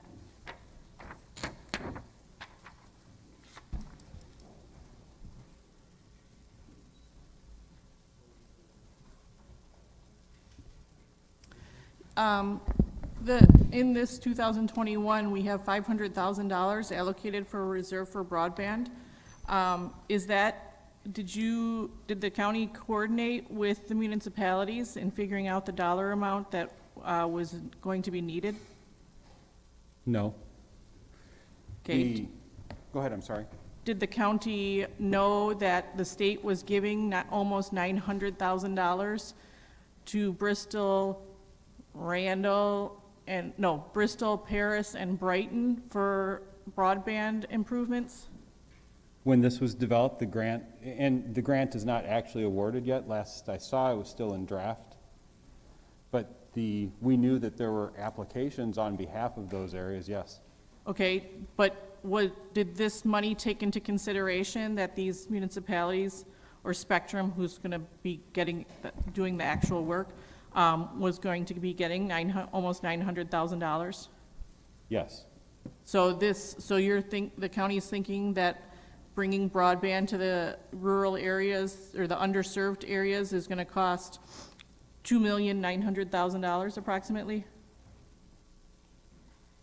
No, I don't know where the 900,000 comes from. In total, it's $500,000 in 2021 with another 1.5 million in 2022. I don't know where the other 900,000. The 900,000 that the state is giving the municipalities or / Spectrum Right. to so do that. The state would, the county wouldn't. Correct. Yep. But did we plan on the state giving $900,000 for this project when we budgeted $2 million? We didn't make any plans regarding the state since we knew that it was up to them. We suspected that the state would award to Kenosha County based on the need, but we had no knowledge. So the $2 million in total that was put forward was to help address it in relation to all the other things that have come forward for ARPA grants. And this was the amount that was determined for that. As far as what kind of things it's going to go toward, it continues to help develop broadband. What the state has awarded is going to cover approximately 900 homes in the areas that you stated. Predominantly that's in Paris. With that $900,000, that covers a large portion of the areas identified by the PSC, which was responsible for evaluating the grants and making recommendations on awards. However, the reality is the PSC maps are not entirely accurate, not through any misdeed or anything on their part. Identifying everyone who has qualified high-speed internet access is not something that you can do at that level very easily. So that map was developed using census blocks, and if a single home within a census block is identified as having sufficient broadband, the entire census block ends up disqualified from the map that the PSC developed. So that's one of the primary initiatives that we have this year, is to begin developing better information so that we can identify all the other census blocks in the area that don't have the appropriate broadband that still fit the underserved and unserved areas. And there are many that are still within the county. So we know that there's still a lot of work to do and a lot of areas that still need to be covered, and that's what this goes toward it. There's a number of areas with broadband that you can apply that funds to. A lot of what we're looking to do initially is just to start collecting the right information and getting the correct engineering information so that we can make good decisions on what would happen with the rest of that funding. We're not looking to do anything else at this time. It would give us the opportunity, because the PSC, nothing is certain right now, but as the next round of funding for ARPA comes down, there is some expectation that the state will provide another grant opportunity, nearly as much, maybe more. And if that happens, we would have an opportunity to participate in that as well. One of the qualifying factors for gaining grants is matching funds. We didn't have that opportunity just because the timing for that grant was very short timeline, and the county just didn't have time to act on it and, gain access to the ARPA funds and contribute toward that. This would give us the opportunity to put contributing funds and help us in the next round of grant opportunities.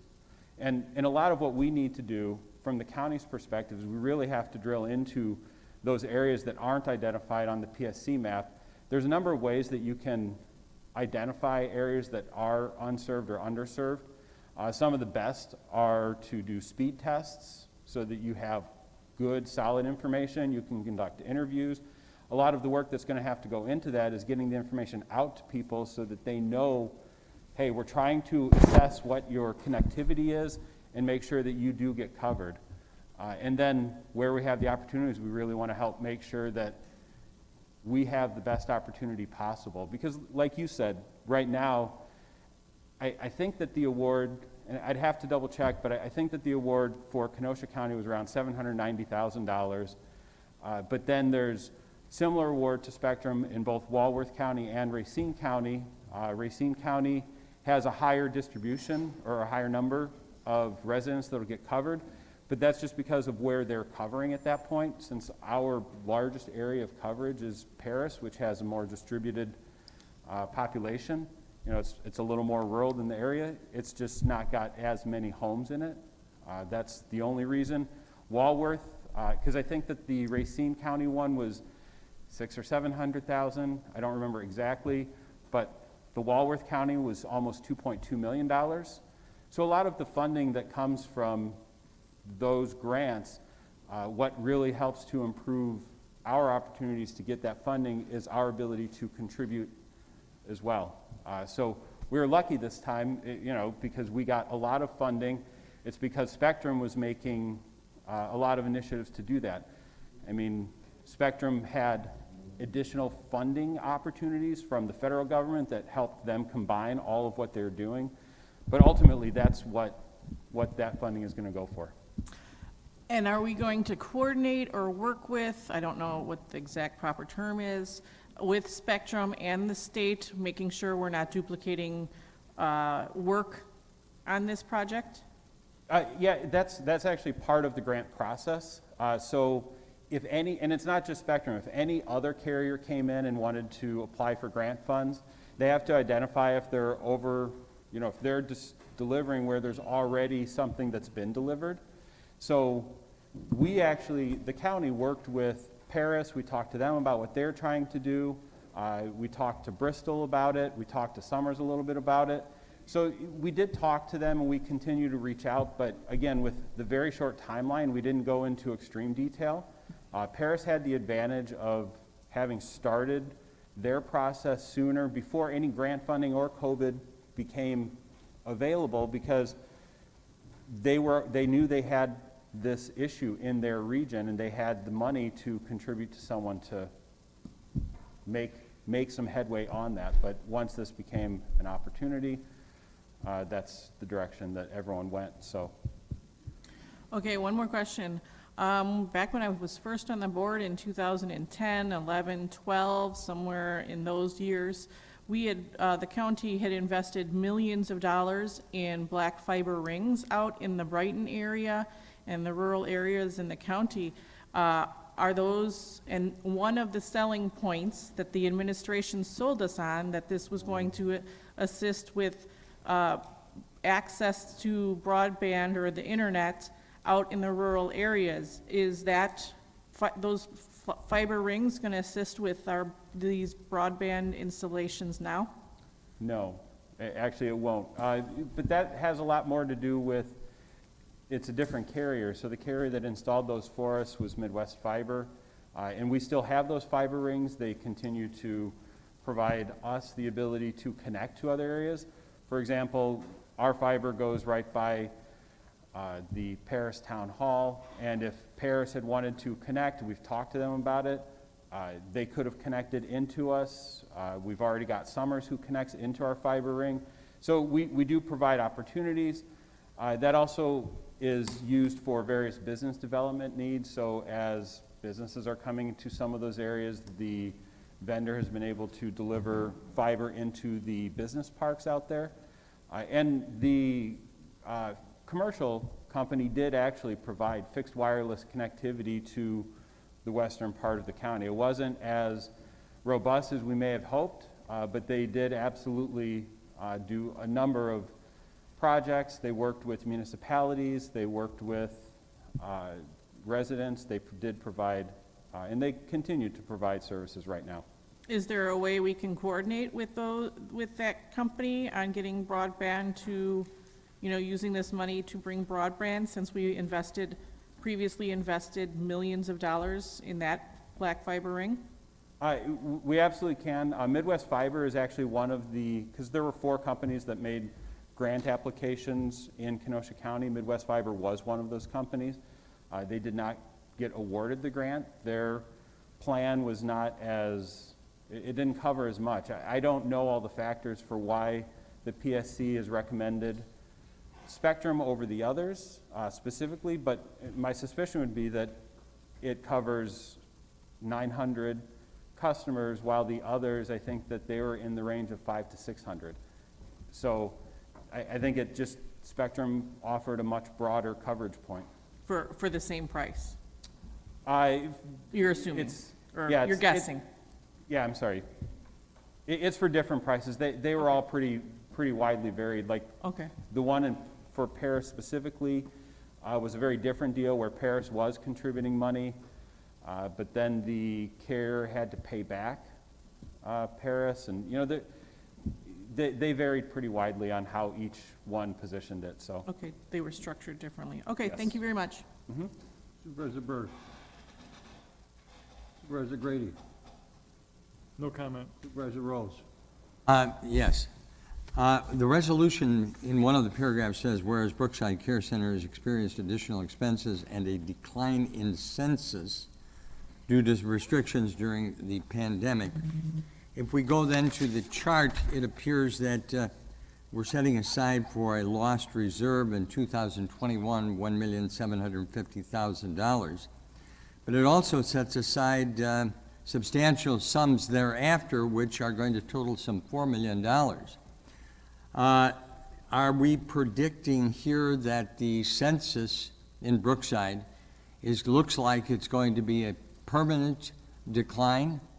Are we on one of those slides that we saw many years ago before Brookside was reconstructed?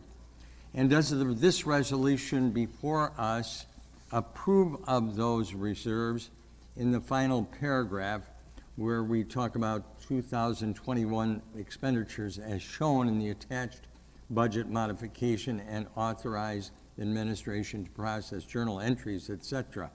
Are we approving those reserves? And are we also predicting here and approving of a permanent decline in census? And if that be the case, I think we need to have some thorough discussion and explanation of that.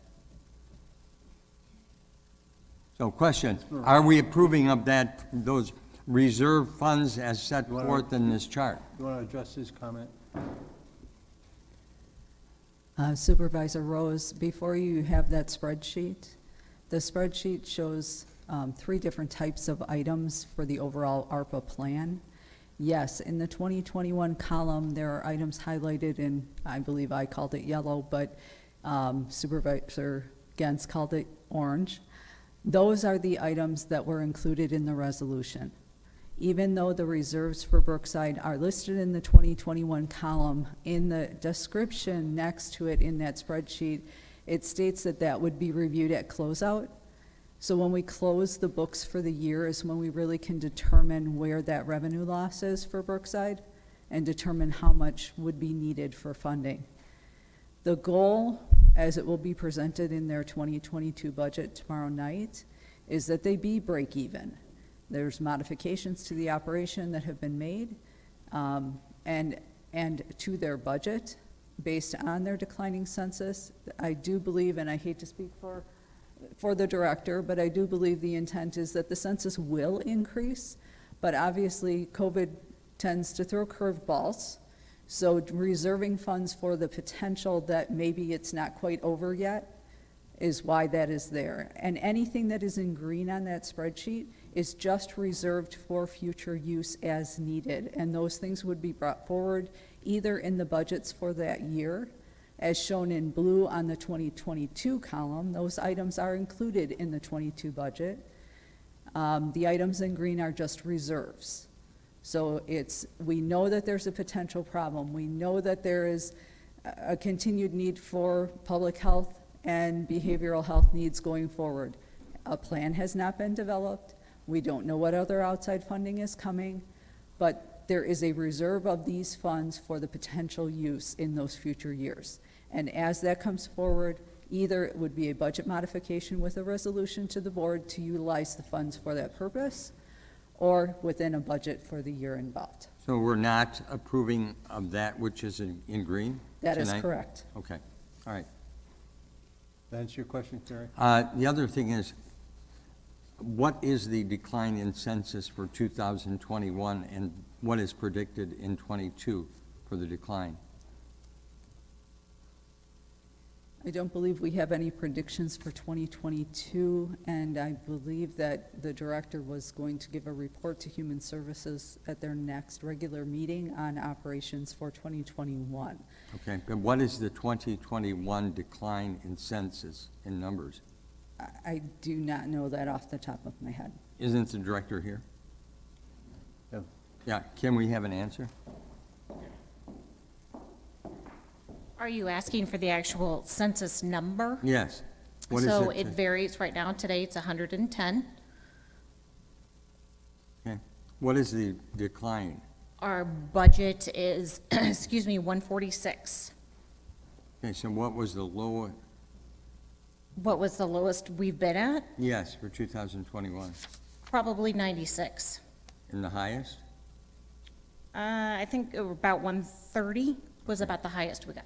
It's all dependent upon COVID is really what played the factor. And so 146 was the budgeted amount. Correct. All right, thank you. Mm-hmm.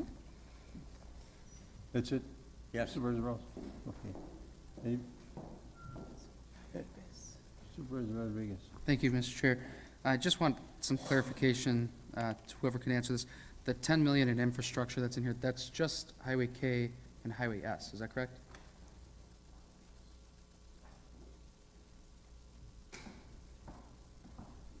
That is just Highway S. It is not Highway K for 2021. Okay. All right, thank you. Nothing else. Any other discussion? Seeing none, ready for a vote? Roll call requested? Yes. This requires a two-thirds vote.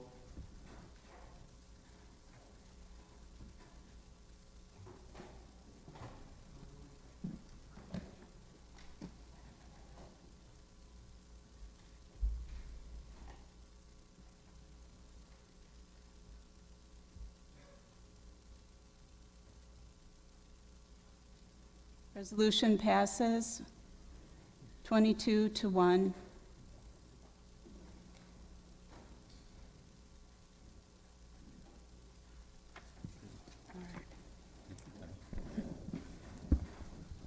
Resolution 63 from the Human Services and Finance and Administration Committees, a resolution for Brookside Care Center to apply for ARPA rural funding and provide relief fund Phase 4. From the Human Services Committee, Belsky, I, Berg, I, Rose, I, Gully, I, Beth, I, Decker, I, Lewis, I.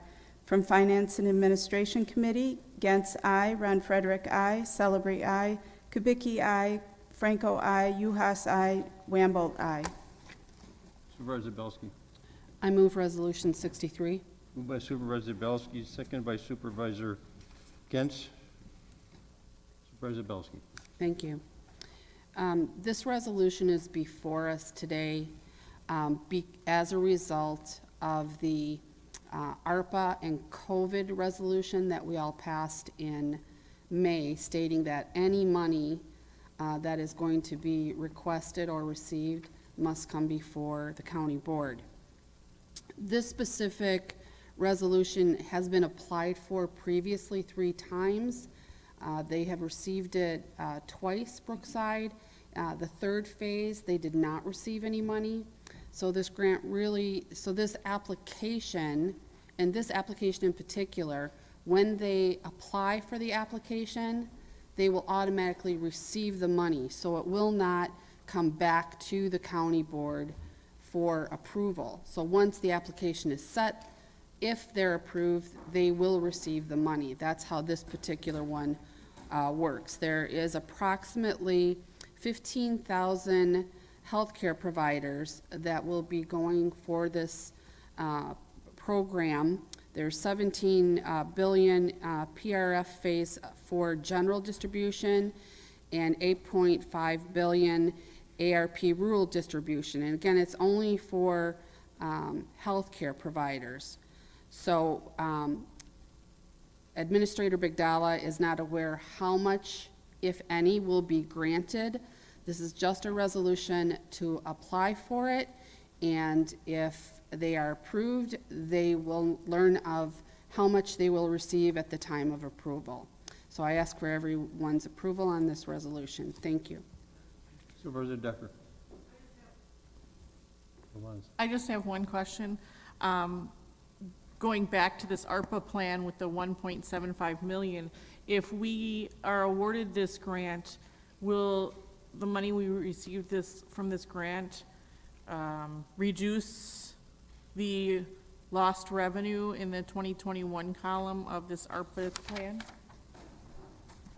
Or are these separate? I'm sorry, not to you, Supervisor Belsky. Thank you. That was assumed, I'm sorry. Yes, it would. Okay, thank you. Any other discussion? Seeing none, ready to vote?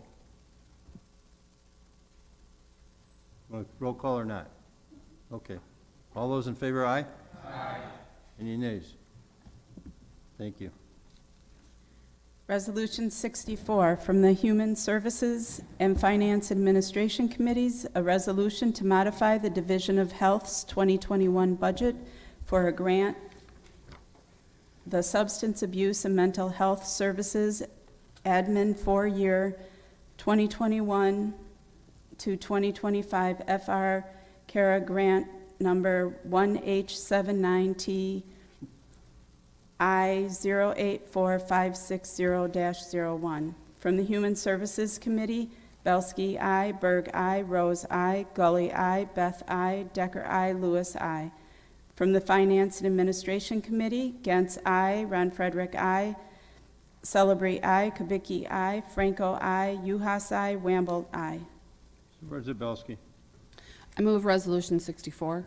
Resolution is moved by Supervisor Belsky. Supervisor Gentz seconded. Supervisor Belsky. Thank you. This grant allows the Health Department to develop the Kenosha Overdose Response Initiative, which is based on empowering individuals to make safer choices. Kenosha County was one of 16 recipients of the SAM SHA grant nationally. It will allow our health department to continue their collaboration with law enforcement, providing education on illicit substances, as well as training and distribution of Narcan. There are currently 378 officers trained during the last grant. This resolution will also streamline the processes between first responders who are reversing overdoses to prevent death and clinical and peer support that will help survivors recover. This will be done by providing immediate follow-up with overdose survivors and their families. The health department thinks that this will link survivors with appropriate education and available treatment and social services such as counseling, nutrition, physical fitness, and medication-assisted treatment to ensure survivors and families are supported in their goals. This is not carried out by Kenosha County Public Health alone, but it is a collaboration with many other divisions and agencies which they will work very closely with. This resolution will also reduce overdose incidents in Kenosha County, thereby reducing the strain on EMS, law enforcement, and emergency rooms. Prior to COVID, our combined efforts showed 47% reduction in fatal overdoses. Dr. Freiheit will be providing quarterly updates on the progress to the Human Services Committee. We hope that you will vote yes in favor of this resolution. Any discussion? Seeing none, this requires a 2/3 vote. We'll have a roll call, please.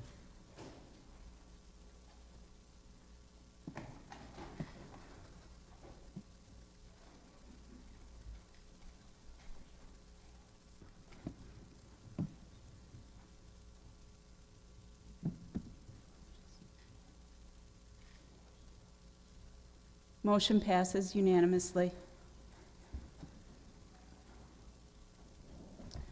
Resolution 65 from the Judiciary and Law Enforcement Committee, a resolution to approve Edward Kubicki to serve as a member of the Kenosha County Local Emergency Planning Committee, Group Number 1 elected official. From the Judiciary and Law Enforcement Committee, Palmville, I. Boyd Frederick, I. Wambold, I. Belsky, I. Nordigan, I. Gully, I. Rose, I. Move resolution 65. Supervisor Palmville moved.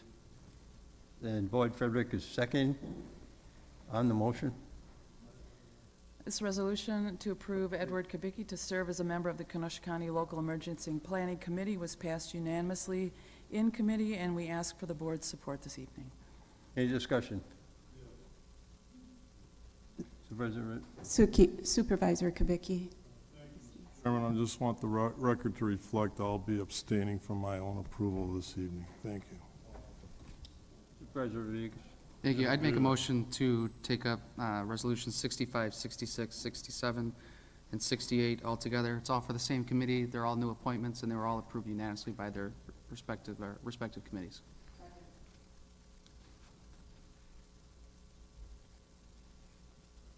Any discussion on that? Yeah, we have to, we've got a motion on the floor. So we'll take up after this. All those in favor of the motion? Aye. Carried, thank you. So read. Now he's making his motion.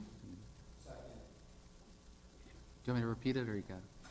Moved and seconded to have 66, 67, 68 That's it. taken together. All those in favor? Aye. I need to, oh, okay, yeah. I was going to say, I need to read them, You right? gonna read them in? Yeah. All right. 66, from the Judiciary and Law Enforcement Committee, a resolution to approve Max Kuth to serve as a member of the Kenosha County Local Emergency Planning Committee, Group Number 2, Hospitals. From Judiciary and Law Enforcement Committee, Palmville, I. Boyd Frederick, I. Wambold, I. Belsky, I. Nordigan, I. Gully, I. Rose, I. Resolution 67, from the Judiciary and Law Enforcement Committee, a resolution to approve Christopher Lusick to serve as a member of the Kenosha County Local Emergency Planning Committee, Group Number 2, Hospitals. From Judiciary and Law Enforcement Committee, Palmville, I. Boyd Frederick, I. Wambold, I. Belsky, I. Nordigan, I. Gully, I. Rose, I. 68, from the Judiciary and Law Enforcement Committee, a resolution to approve Joseph Labator to serve as a member of the Kenosha County Local Emergency Planning Committee, Group 2, Local Law Enforcement. From Judiciary and Law Enforcement Committee, Palmville, I. Boyd Frederick, I. Wambold, I. Belsky, I. Nordigan, I. Gully, I. Rose, I. Supervisor Palmville, move the motions. Move resolution 66, 67. There's a motion on the table. Okay. Made by Supervisor Rodriguez, seconded by me. No. All that read, all we need to do is vote on it. Okay, all right. Any discussion? All those in favor? Carried, thank you.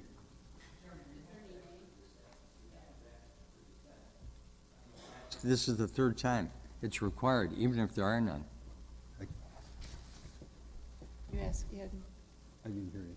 you need to ask if there's any nay. Anybody votes against it. Were there any nays? I-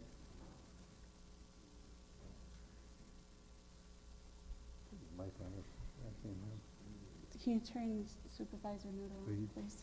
No, are you going back to the previous resolutions, or just this year, or what? 66, 67, 68. Okay, what was the question? Did you vote nay?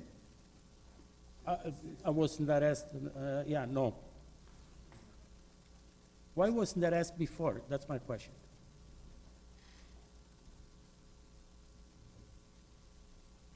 Can I get an answer on that, please? No. Why not? I mean, we have an attorney here.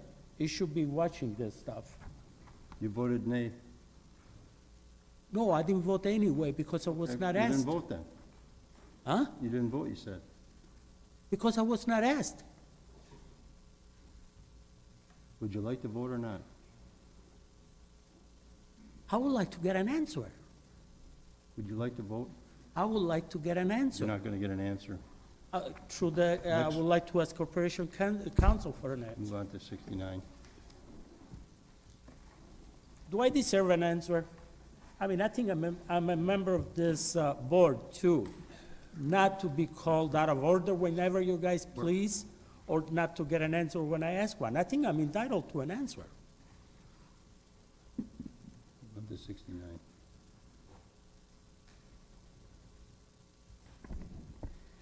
Resolution 69, from the Planning, Development, and Extension Education Committee, a resolution to approve the appointment of John Coffey to serve on the Silver Lake Management District Board. From Planning, Development, and Extension Education Committee, Geschke, I. Rodriguez, I. Beth, I. Nudo, nay. Mauer, excused. Supervisor Gasky? Thank you, Mr. Chair. And I would also like to ask if we could consider resolutions 69 through 72 all as one item, just for efficiency's sake. Second. It's moved in second, so we'll do that. So if the clerk could read all of those, and then we can address them together. Thank you. Read them. Resolution 70, from the Planning, Development, and Extension Education Committee, a resolution to approve the appointment of Donna Kubik to serve on the Silver Lake Management District Board. From Planning, Development, and Extension Education Committee, Geschke, I. Rodriguez, I. Beth, I. Nudo, nay. Mauer, excused. 71, from the Planning, Development, and Extension Education Committee, a resolution to approve the appointment of Harry Laws to serve on the Silver Lake Management District Board. From Planning, Development, and Extension Education Committee, Geschke, I. Rodriguez, I. Beth, I. Nudo, nay. Mauer, excused. 72, from the Planning, Development, and Extension Education Committee, a resolution to approve the appointment of James Purinton to serve on the Silver Lake Management District Board. From the Planning, Development, and Extension Education Committee, Geschke, I. Rodriguez, I. Beth, I. Nudo, nay. Mauer, excused. Any discussion? Roll call requested. Mr. Chair, I do have just a brief word of discussion, if that's all right. What did you say? I would like to just make a brief comment on behalf of our committee. Okay. On these. Thank you. Okay, so just for clarification, just so that we as a board are clear, Mr. Coffey's appointment is the county's appointment, the county's representative to this newly established Silver Lake District Board, and this would be for a 2-year term. The other 3 individuals, Ms. Kubik, Mr. Laws, and Mr. Puritan, would all be interim appointments, and they would serve until the next annual meeting when that board would choose their own permanent commissioners. So just so we're clear, Mr. Coffey is a 2-year appointment. The other 3 individuals are interim appointments until they are able to meet and choose their own. Thank you. Okay. Roll call was requested. And these did pass our board unanimously, Okay, our committee. thank you. Any other discussion? Roll call is requested. Did not pass unanimously at committee. Oh, thank you, Supervisor. I appreciate that clarification. I misspoke. They passed our committee.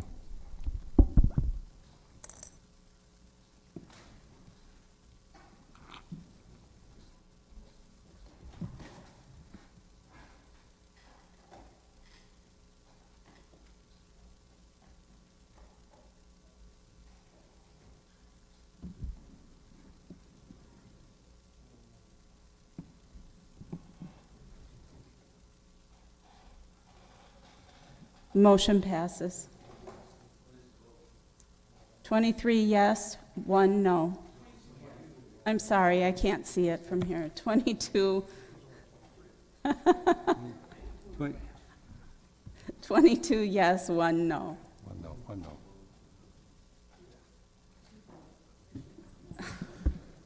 I'm tired. All right. Resolution 73, from the Planning, Development, and Extension Education Committee, a resolution regarding John P. Lorigan Trust owner, John P. Lorigan agent, requesting a final plat of Foxtail Hollow, Town of Paris. From the Planning, Development, and Extension Education Committee, Geschke, I. Rodriguez, I. Beth, I. Nudo, I. Mauer, excused. Supervisor Gasky? Thank you, Mr. Chair. I move Resolution 73. Motion by Supervisor Gasky, second by Supervisor Nudo. Supervisor Gasky on the motion. Thank you, Mr. Chair. So what this is Mr. Lorigan's development. This would be a 70-acre parcel which would be divided into 4 single-family lots and also include a stormwater retention pond. The town of Paris recommends, our committee recommends, and we ask for your support tonight. Any discussion? Seeing none, all those in favor? Roll call.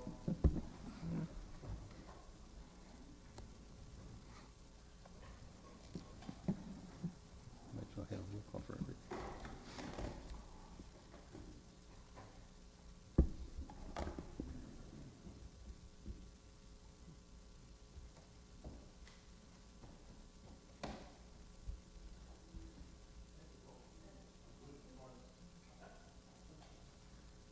Motion passes 23 yes, 0 no.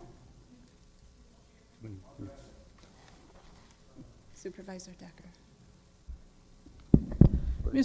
Mr. Chairman, I would like to make a motion to reconsider Resolutions 65, 66, 67, and 68. Robert's Rules of Order were not followed. I'd like to reconsider them so they can be followed, which are our rules of procedure for the county board.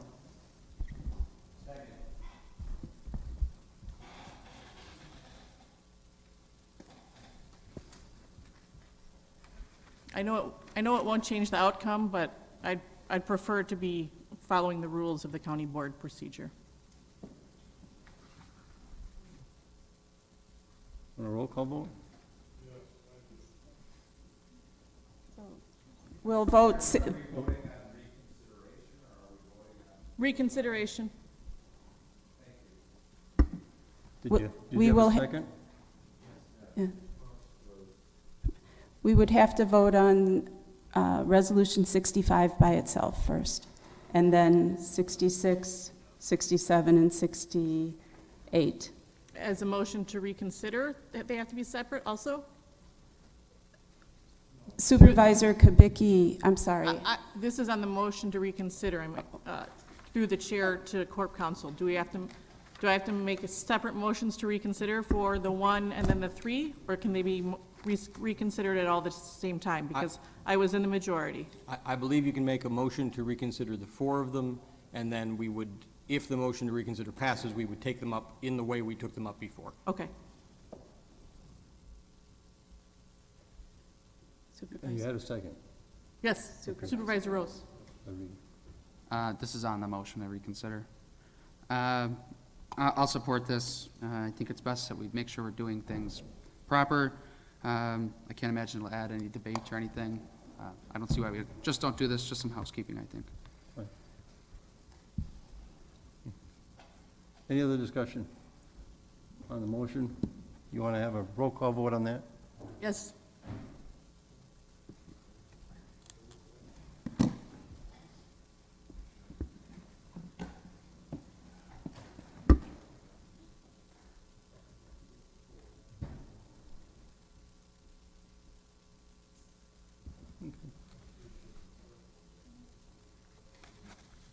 Motion passes 20 to 3. So now we go back to 65.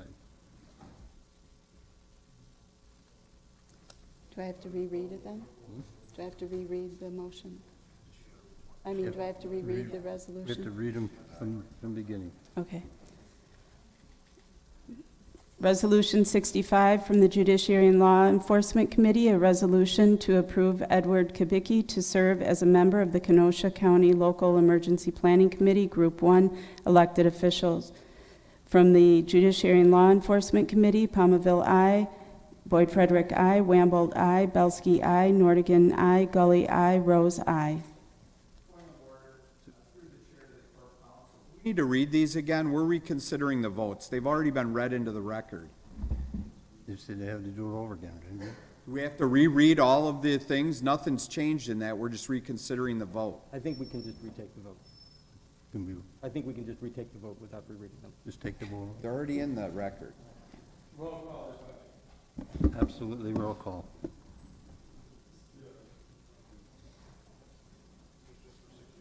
Just for 65.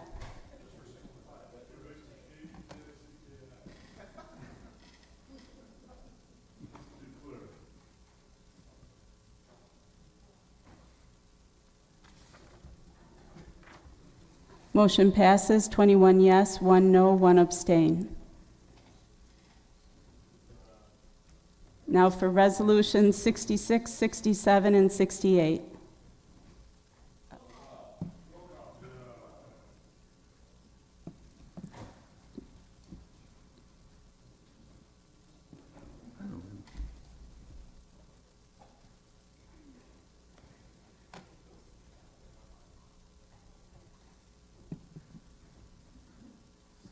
I can't read it.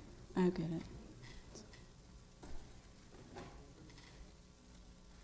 Supervisor Gashke?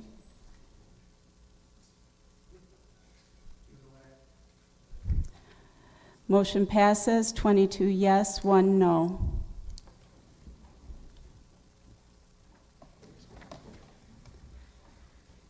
Communications, 7. Communications from Andy M. Bueller regarding future items scheduled before the Planning, Development, and Extension Education Committee. Where am I here? Receive and file.